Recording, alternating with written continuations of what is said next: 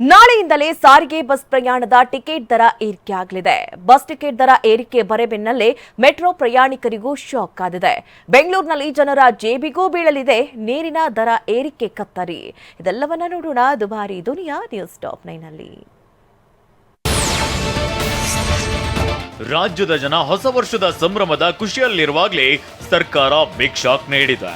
ನಾಳೆಯಿಂದಲೇ ಸಾರಿಗೆ ನಿಗಮದ ಯಾವುದೇ ಬಸ್ ಹತ್ತಿದ್ರೂ ದರ ಏರಿಕೆಯ ಬಿಸಿ ತಟ್ಟಲಿದೆ. ಕೆಎಸ್ಆರ್ಟಿಸಿ, ಬಿಎಂಟಿಸಿ ಸೇರಿದಂತೆ 4 ನಿಗಮದ ಎಲ್ಲಾ ಬಸ್ಗಳ ಪ್ರಯಾಣ ದರವನ್ನ 15% ಏರಿಕೆ ಮಾಡಿದೆ. ದರ 100 ರೂಪಾಯಿಗೆ 15 ರೂಪಾಯಿ ಹೆಚ್ಚಳವಾಗಲಿದೆ. ಸರ್ಕಾರದ ಈ ನಿರ್ಧಾರಕ್ಕೆ ಜನಾಕ್ರೋಶ ವ್ಯಕ್ತವಾಗಿದೆ. ಕೆಎಸ್ಆರ್ಟಿಸಿ ಬಸ್ ದರವನ್ನು ಸಹ ಏರಿಕೆ ಮಾಡಿರೋದು ಇದು ನಿಜಕ್ಕೂ ಅತ್ಯಂತ ನಾಚಿಕೆಗೇಡಿನ ಸಂಗತಿ. ಮಹಿಳೆಯರಿಗೆ ಫ್ರೀ ಅಂತಾರೆ, ಜೆಂಟ್ಸ್ ಮೇಲೆ ಇದಾಗ್ತಾರೆ.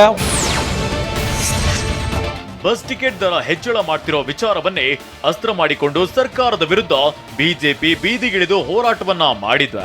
ಬೆಂಗಳೂರಿನ ಮೆಜೆಸ್ಟಿಕ್ನಲ್ಲಿ ನಿನ್ನೆ ವಿಪಕ್ಷ ನಾಯಕ ಆರ್ ಅಶೋಕ್ ನೇತೃತ್ವದಲ್ಲಿ ಪ್ರತಿಭಟನೆ ನಡೆಸಲಾಯಿತು. ಸಿಎಂ ಸಿದ್ದರಾಮಯ್ಯ ಮತ್ತು ಡಿಸಿಎಂ ಡಿಕೆ ಮುಖವಾಡ ಧರಿಸಿ ಬಿಜೆಪಿ ನಾಯಕರು ಧರಣಿ ನಡೆಸಿದ್ದಾರೆ. ಪುರುಷ ಪ್ರಯಾಣಿಕರಿಗೆ ಹೂ ನೀಡುತ್ತಾ ಸರ್ಕಾರದ ಕಾಲೆಳೆದ್ರು. ಆ ಬಸ್ ದರ ಏರಿಕೆ ಮಾಡೋ ಮುಖಾಂತರ ರಾಜ್ಯದ ಬಡವರಿಗೆ ಒಳ್ಳೆಯದನ್ನ ಮಾಡಿದ್ದಾರೆ. ಇಂತಹ ಸಿದ್ದರಾಮಯ್ಯ, ಮನೆ ಆಳ ಸಿದ್ದರಾಮಯ್ಯನೇ ಇರಲಿ ಈ ರಾಜ್ಯದಲ್ಲಿ ಅಂತೇಳಿ ಅವರು ಅಭಿನಂದನೆ ಸಲ್ಲಿಸ್ತಾ ಇದ್ದಾರೆ. ಬಸ್ ಟಿಕೆಟ್ ದರ ಏರಿಕೆ ಖಂಡಿಸಿ ಬಿಜೆಪಿ ಪ್ರತಿಭಟನೆಗೆ ಸಾರಿಗೆ ಸಚಿವ ರಾಮಲಿಂಗಾರೆಡ್ಡಿ ಕಿಡಿಕಾರಿದ್ದಾರೆ. 2020 ಜನವರಿ 26ರಲ್ಲಿ ಅವರು 12% ಟಿಕೆಟ್ ದರ ಏರಿಕೆ ಮಾಡಿದ್ರು. ಜನರಿಗೆ ತೊಂದರೆ ಆಗ್ಲಿಲ್ವೇ?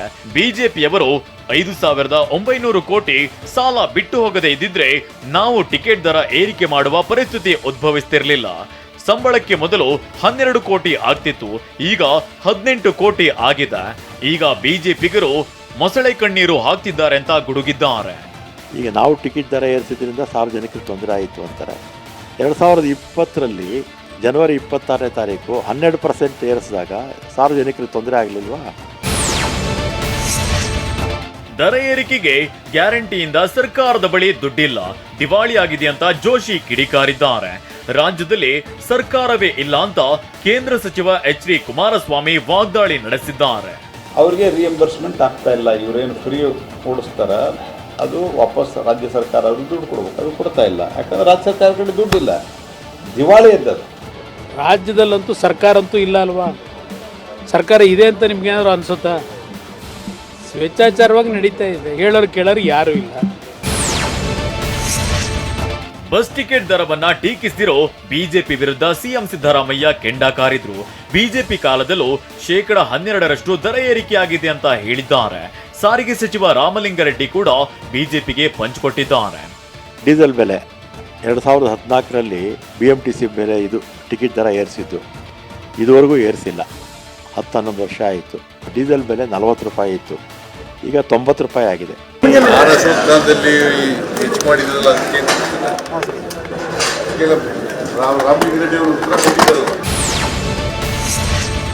ಮಹಿಳೆಯರಿಗೆ ಉಚಿತ ಪ್ರಯಾಣಕ್ಕೆ ಅವಕಾಶ ಕೊಟ್ಟಿದ್ದೇವೆ ಅಂತ ಬೆಳಗಾವಿಯಲ್ಲಿ ಸಚಿವ ಸತೀಶ್ ಜಾರಕಿಹೊಳಿ ಹೇಳಿದ್ದಾರೆ. ಪುರುಷರ ಪ್ರಯಾಣ ದರ ಏರಿಸೋದ್ರಲ್ಲಿ ಯಾವುದೇ ತಪ್ಪಿಲ್ಲ, ಬೇರೆ ಎಲ್ಲಾ ವಸ್ತುಗಳ ದರವೂ ಏರಿಕೆಯಾಗಿದೆ.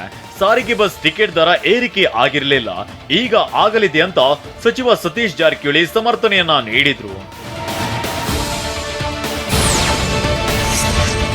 ಬಸ್ ಟಿಕೆಟ್ ದರ ಏರಿಕೆ ಬೆನ್ನಲ್ಲೇ ಪ್ರಯಾಣಿಕರಿಗೆ ಮತ್ತೊಂದು ಬಿಗ್ ಶಾಕ್ ಎದುರಾಗಲಿದೆ. ಶೀಘ್ರದಲ್ಲೇ ಮೆಟ್ರೋ ಪ್ರಯಾಣ ದರವು ಏರಿಕೆಯಾಗುವ ಸಾಧ್ಯತೆ ಇದೆ. ದರ ಪರಿಷ್ಕರಣೆ ಸಂಬಂಧ ಜನವರಿ 2ನೇ ವಾರದಲ್ಲಿ ಮಹತ್ವದ ಸಭೆ ನಡೆಯಲಿದೆ. ಬಿಎಂಆರ್ಸಿಎಲ್ ಬೋರ್ಡ್ ಮೀಟಿಂಗ್ ಬಳಿಕ ನಿರ್ಧಾರ ತೆಗೆದುಕೊಳ್ಳಲಾಗುತ್ತೆ. ಜನವರಿ 2ನೇ ವಾರ ಅಥವಾ 3ನೇ ವಾರದಿಂದ ದರ ಹೆಚ್ಚಳ ಸಾಧ್ಯತೆ ಇದೆ. 15% ಟಿಕೆಟ್ ದರ ಹೆಚ್ಚಿಸಲು ಬಿಎಂಆರ್ಸಿಎಲ್ಗೆ ವರದಿ ಸಲ್ಲಿಕೆಯಾಗಿದೆ.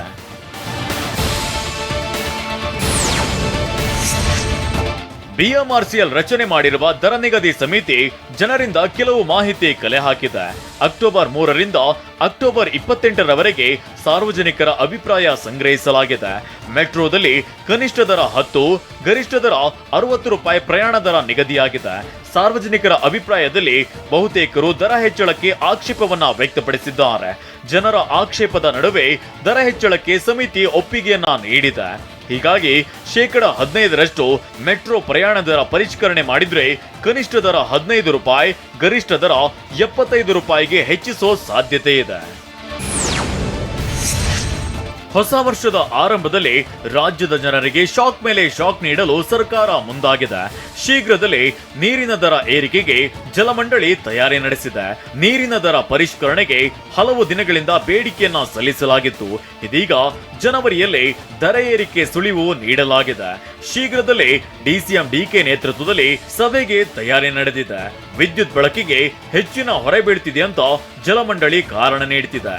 ಹಾಗಾಗಿ ವಿದ್ಯುತ್ ಶಕ್ತಿಯ ಖರ್ಚು ಜಾಸ್ತಿ ಆಗಿರೋದ್ರಿಂದ ಜಲಮಂಡಳಿಯ ಆರ್ಥಿಕತೆಯಲ್ಲಿ ಭಾಳ ನಷ್ಟ ಉಂಟಾಗ್ತಾ ಇದೆ. ಹಾಗಾಗಿ ನಾವು ಇದು ಅನಿವಾರ್ಯತೆ ಇದೆ.